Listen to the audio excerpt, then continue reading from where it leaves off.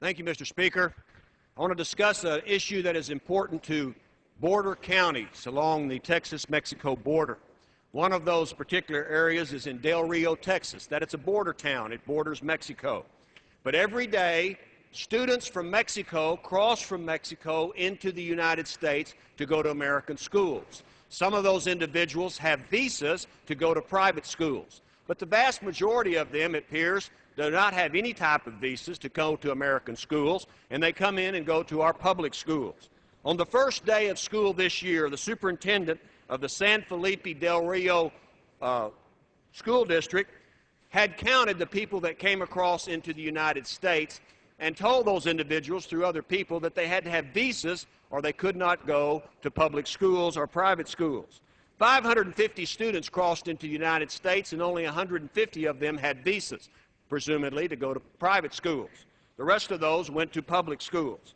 Now, this is not an issue of citizenship, because the Supreme Court has stated, and I think incorrectly so, that if a person is in the United States, they can go to the public schools in this country regardless of whether they're a citizen or not. This is an issue of living in the district, the school district where these kids go to school. Under Texas law, you must live in the district to be allowed to go to public school. Now, this applies to everybody, citizens and non-citizens. For example, if somebody's from Oklahoma, they can't go to public school in Texas because they don't live in the district. The same is true of foreign students, whether they are legal or illegal. And for this is because in Texas, most of the money that goes to support public schools comes from property taxes. That's from people who live in that school district. They pay the money for people to go to the school. And it's an increasing problem along the Texas-Mexico border because more and more schools are being built, and the reason they're being built, there are people who live in other districts, and many of them in foreign countries that cross the border every day, go to public school in the United States, do not live in the district, and of course they don't help pay for those schools that are being built to serve them. While I was down on the Texas-Mexico border not too long ago, I stood on the bridge between El Paso and Mexico, and one morning hundreds of kids came across the border, and I'm standing on the international border, turning around and looking at the kids coming into the United States. These are a bunch of high school students going to our public schools. Down here, a bunch of elementary school kids going to our schools, and some of them are going to private schools as well. What happens is the cost for supporting people who don't live in these districts, many of them foreign nationals, many of them illegally in the United States, goes to the people who live in those districts.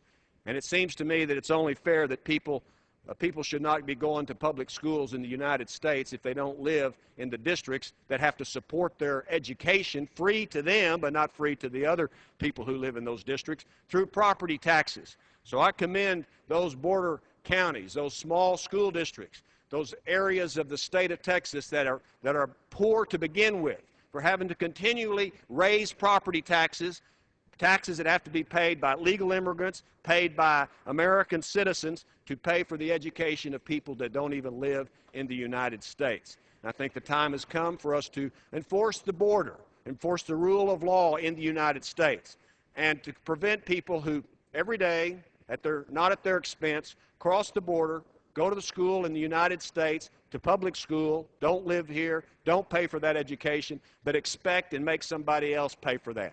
And that's just not right.